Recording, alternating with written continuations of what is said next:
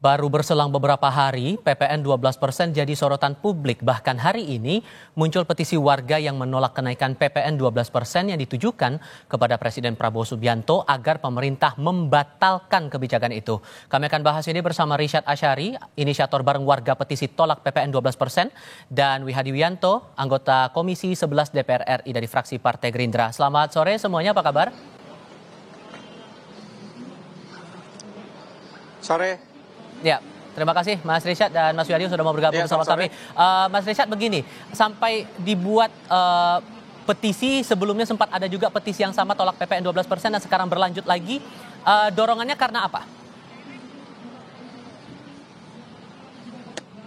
Oke, baik. Dorongannya tentu jelas bahwa saya sendiri sebagai warga sipil menilai bahwa lebih banyak mudaratnya jika kalau kita memaksakan PPN ini naik ke 20%, seperti itu. Dan kemarin kita juga sudah mendengar bahwa konferensi pers dari Kementerian Keuangan akan tetap terus memaksakan di tanggal 1 Januari untuk naik ke 2%, seperti itu. Oke, tapi kan sudah ada pengumuman dari pemerintah saat itu bahwa akan ada insentif dan juga bantuan-bantuan tertentu saat PPN ini diterapkan dengan PPN baru. Menurut Anda itu membantu atau tidak? Ya, sangat tidak membantu, jelas, karena yang kita selama ini tahu, bansos dan stimulus itu akan disuntikan ke masyarakat bawah, sedangkan apa yang didapatkan oleh masyarakat kelas menengah. Dan selanjutnya kita tahu ya, kayak kemarin hasil dari konversi pers Kementerian Keuangan, misalkan saya ambil satu contoh aja, minyak, ya kan, hanya minyak dengan merek minyak kita yang tidak naik ke 11%. Apakah mungkin minyak kita ini bisa menyuplai semua demand kebutuhan minyak buat warga Indonesia? Kan nggak mungkin kan? Seperti itu. Oke, kalau masalah kategorisasi dari barang mewah, karena kan penekanan waktu itu di awal sebelum pengumuman bahwa yang akan diterapkan PPN baru adalah untuk barang mewah. Menurut Anda itu sudah jelas tidak dengan penjelasan yang dibuat oleh pemerintah waktu itu? Ya. Sangat tidak jelas tentunya, karena kita udah punya yang namanya pajak barang mewah. Lalu kenapa ada embel-embel pajak PPN untuk barang mewah, ya kan? Kenapa nggak PPNBM yang dinaikin? Itu jelas, nggak usah pakai cara-cara yang hebat buat memahami. Ini upaya-upaya pengaburan, sangat jelas gitu. Oke, Mas Wihadi mewakili DPR, kalau melihat aspirasi publik sudah ada petisi, masih ada penolakan, ada demonstrasi. Ini alasannya gimana menangkap itu? Audionya boleh dibuka dulu Mas Wihadi, mohon maaf.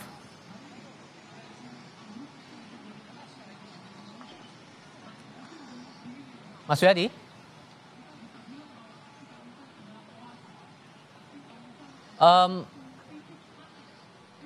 Kita akan coba perbaiki komunikasi kami dengan Wihadi Wianto, anggota Komisi 11 DPR RI. Mas Wihadi, boleh speaker Bluetooth-nya mungkin boleh dimatikan dulu biar kita bisa mendengar suara Mas Wihadi dengan jelas ya Mas ya?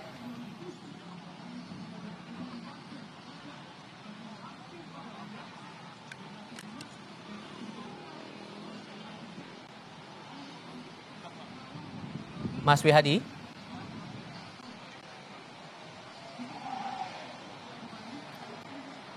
Audio Bluetooth-nya mungkin bisa dinyalakan lagi Mas Wihadi?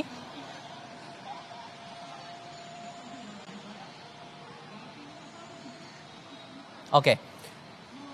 Kita akan coba perbaiki lagi komunikasi kami dengan Wihadi Wianto, anggota Komisi 11 DPR RI. Saya kembali ke Mas Richard kalau begitu. Mas Richard, ini kan penolakan Anda meminta agar PPN dibatalkan pada 1 Januari 2025. Seandainya ini masih tetap dijalankan, hal apa yang paling buruk akan terjadi kalau menurut Anda? Banyak ya, jelas data udah buka gitu ya, bahwa rata-rata tabungan masyarakat itu udah merosot dari 3 jutaan ke 1,5 juta, ya kan. Kita juga baca berita bahwa saat ini kelas menengah sudah merosot ke 20% ke bawah, seperti itu. Dan saya rasa sangat nggak bijak gitu ya kalau dipaksakan. Karena saya sendiri yang saya takuti adalah bahwa nanti ketika warga nggak bisa spending dan nggak punya uang untuk bisa belanja, saya takut jika kriminalitas itu akan naik gitu. Itu saya sendiri ya sebagai warga sipil saya takut gitu kan. Akan ke sana saya lihatnya. Dan selain dengan Oke, kita akan coba kita tes lagi, kita uji lagi untuk komunikasi kami dengan Wihadi Wianto, anggota Komisi 11 DPR RI fraksi Partai Gerindra. Mas Wihadi, suara saya terdengarkah Mas Wihadi? Dengar. Saya dengar suaranya siap. dengan jelas. Audio Anda sudah terdengar juga. Terima kasih Mas Wihadi. Dari pendapat tadi, Mas Richard yang menginisiasi petisi tadi cukup beralasan tidak menurut Anda? Ya, jadi begini. Pertama-tama yang harus kita pahami itu adalah ini adalah perintah undang-undang. Kenaikan 12% jadi 11%, 11% jadi 12%. Yang kedua juga, apa yang dilakukan oleh petisi itu saya kira sudah kita perhitungkan mengenai masalah kenaikan itu. Jadi Pak Prabowo ini sudah memperhitungkan kenaikan dengan adanya barang mewah, ya kan? Barang mewah yang dimaksud itu adalah memang barang-barang yang dikonsumsi oleh kalangan menengah atas, bukan menengah bawah. Jadi menengah ini kan kita lihat kekhawatiran mengenai masalah tidak adanya kekhawatiran dari kalangan menengah itu sudah kita antisipasi.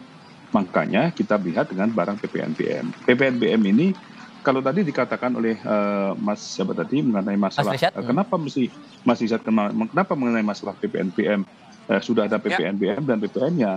Yang perlu disampaikan adalah PPNBM itu yang dinamakan PPNBM itu beda dengan PPN. Dan sekarang ini bagaimana?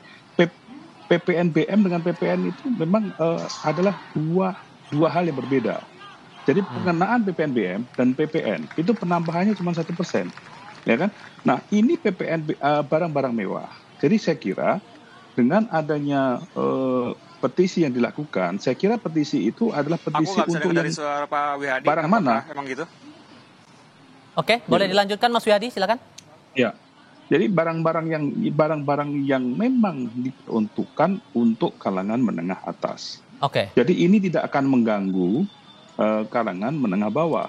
Bahkan menengah bawah itu mendapatkan stimulus dan mendapatkan yang namanya stimulus daripada pemerintah. Ngomong-ngomong soal barang mewah, sorry Mas Wihadi, saya potong di situ. Anda sempat menyinggung masalah barang mewah, tapi kemarin saja yang masalah beras premium sudah ditanyakan wartawan kepada Menteri Koordinator Pangan Pak Zulkifli Hasan, beras premium itu tidak dikenakan beban PPN, yang ada hanyalah beras khusus, tapi tidak diterangkan jenis beras khusus ini seperti apa. Jadi diksi mewah ini pun juga tidak terang di publik. Itu gimana meresponnya? Anda juga merasa demikian?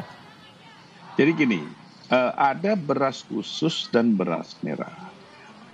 Misalnya beras premium. Beras premium itu kan beras yang memang mempunyai kualitas yang lebih baik dibandingkan beras yang mungkin tipenya adalah beras yang di bawahnya.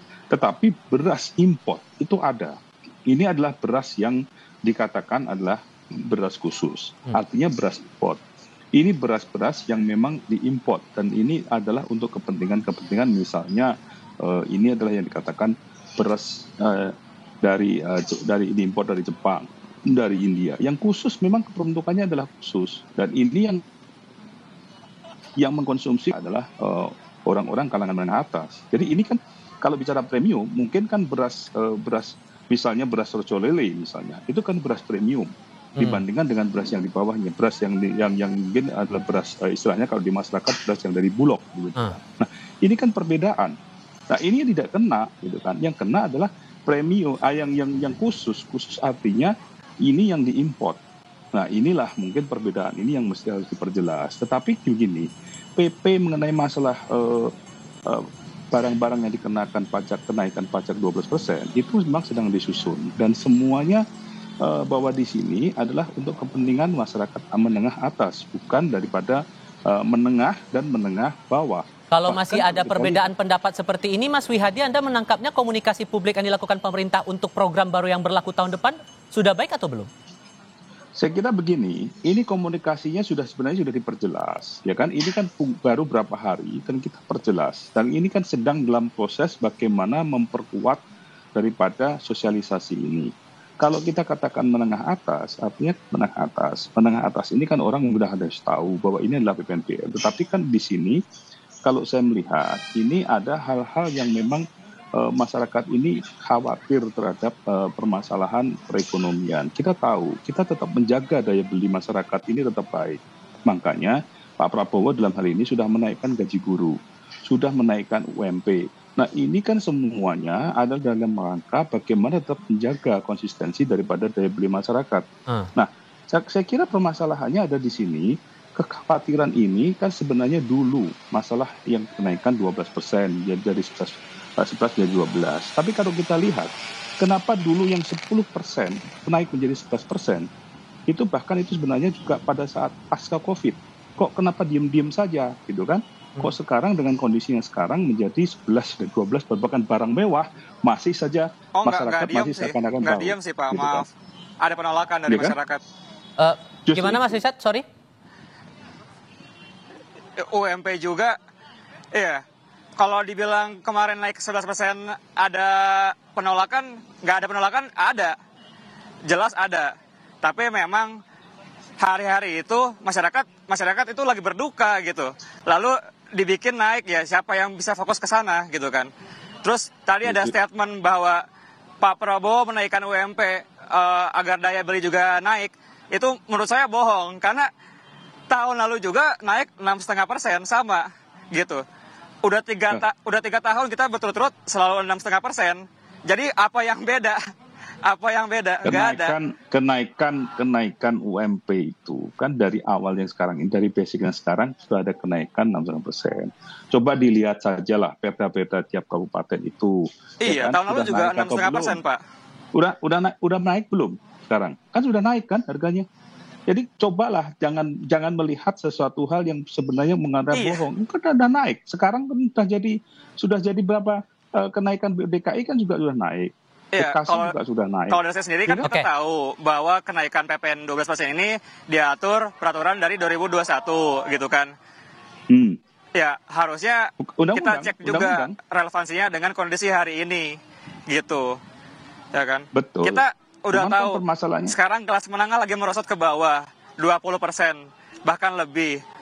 Tabungan rakyat itu turun Pak, dari 3,5 juta sekarang ke 1,5 juta, itu habis Pak, segitu Pak. Nah dengan ada kekhawatiran seperti ini, sorry Mas Risat, saya harus potong di situ. Dengan masih ada kekhawatiran seperti ini, gimana tuh Pak? Gini, jadi sebenarnya itu tidak perlu dikhawatirkan. Karena apa? Menengah tidak dikenakan dari kenaikan itu hanya untuk kalangan atas. Sekarang permasalahannya, kalau yang misalnya bicara konsumsi, ya, itu dia kan diksi yang dipakai sama bapak-bapak yang ada di DPR. Mas Wiyadi untuk menjelaskan dulu. Upaya-upaya pengaburan supaya terlihat bahwa PPN 12% ini hanya untuk orang kalangan atas gitu. Padahal enggak. Itu saya baca itu. Saya nonton preskonnya bahwa minyak yang 11% hanya minyak kita. Mana mungkin minyak kita bisa supply semua produksinya buat semua warga? Nggak mungkin gitu. Oke, Mas Wiyadi. Dan hari ini saya cek juga harga udah naik. Udah naik harga minyak kita itu. Coba dibaca. Itu. Justru yang diturunkan itu adalah minyak kita. Yang minyak yang lain tetap. Jadi jangan teriak dulu dong. Terus kemudian kalau mengatakan diksi. Iya, betul. Mengenai masalah. Jadi minyak kitanya kan ditetapin ya kan, supaya seolah-olah minyak itu dengan merek minyak kita itu tetap 11%. Tapi apakah itu cukup untuk menyuplai buat orang-orang lain, buat semua warga negara memang cukup? Enggak kan? Jelas enggak kan? Oke, sekarang gini. Gitu. Saya harus tengahkan dulu. Ini kan masih ada perdebatan antara diksi pemerintah yang sudah diumumkan kemarin Mas Wihadi dengan suara publik yang terdengar sekarang. Apakah kemudian akan ada rencana juga dari DPR untuk coba meluruskan ini kepada pemerintah, cari clear dulu masalah aturan PPN 12% ini barang mewahnya kategorinya yang seperti apa? Apakah ada rencana itu? Sebentar, saya ngomong jangan dipotong dulu ya. Oke. Saya ngomong jangan dipotong dulu karena motongnya itu motong tidak pakai dasar, hanya motong begitu saja. Baik, saya kasih kesempatan Mas Wiyadi, silakan. Jadi yang dinamakan sekarang kita bicara tadi dikatakan minyak kita yang diturunkan, tetapi yang lain tetap, ya. Jadi artinya bahwa justru kita memberikan stimulus mengenai masalah minyak itu, ya kan?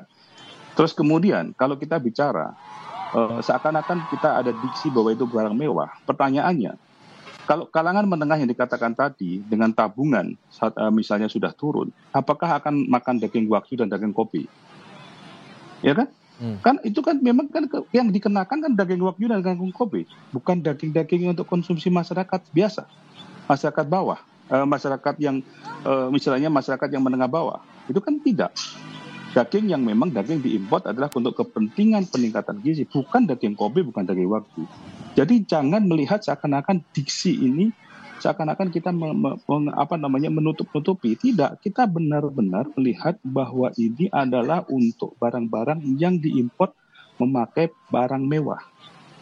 Jadi itu jelas permasalahannya. Jadi ini yang perlu disampaikan, kita tidak perlu ngotot dulu, tidak perlu kita bicara dulu mengenai masalah permasalahan ini seakan-akan kita bohong, gitu kan. Tetapi kita lihat saja nanti. Ya kan, yang bohong siapa, yang memprovokasi masyarakat siapa, gitu kan. Tidak ada hal itu, ya kan, bahwa kita tetap memperhitungkan ini dan memberikan stimulus. Bahkan UMKM pun itu kita bebaskan PPN, ya kan. Jadi kemudian ini yang permasalahan yang memang harus dimengerti. Sebelum bicara harus mengerti dulu situasinya, peraturannya, gitu kan. Jadi saya kira itu saja, ya. Mas Risyad, kalau kemudian dari tuntutan teman-teman petisi ini ternyata tidak dipenuhi oleh pemerintah, langkah berikutnya akan bagaimana? Iya, saya jawab dulu ya. Tadi ada diksi barang mewah. Kan kita punya pajak barang mewah. Ya, PPNBM-nya aja yang dinaikin. Jangan PPN-nya gitu. Dan ya, saya tetap masih lihat, tadi saya dibilang provokasi ya. Enggak, kan saya baca data gitu kan. Saya ambil sampel paling gampang tadi minyak. Ya, minyak yang stay di 11% itu hanya minyak kita. Tapi kan nggak mungkin kita semua beli minyak kita. Itu kan nggak bisa mencukupi demand-nya untuk semua orang. Seperti itu kan. Dan apa yang perlu kita lakukan selanjutnya ya kita menuntut. Tadi hari ini kami sudah ke Setnek. Kita menyerahkan petisi dari warga. Sudah terhitung per hari ini ada 120.000 yang menandatangani dan akan terus bertambah. Dan ya kita akan terus kawal, kita akan terus tagih apa hasil dari kita ke Setnek dan ya ini bisa dilihat sudah diterima. Prosesnya sudah diterima dan sudah diproses ke Sekretariat Negara ya. Sorry, waktu kita sangat terbatas. Terima kasih Mas Risyad sudah mau berdiskusi bersama kami. Mas Wihadi mewakili DPR juga terima kasih sudah berdiskusi bersama kami. Selamat sore semuanya.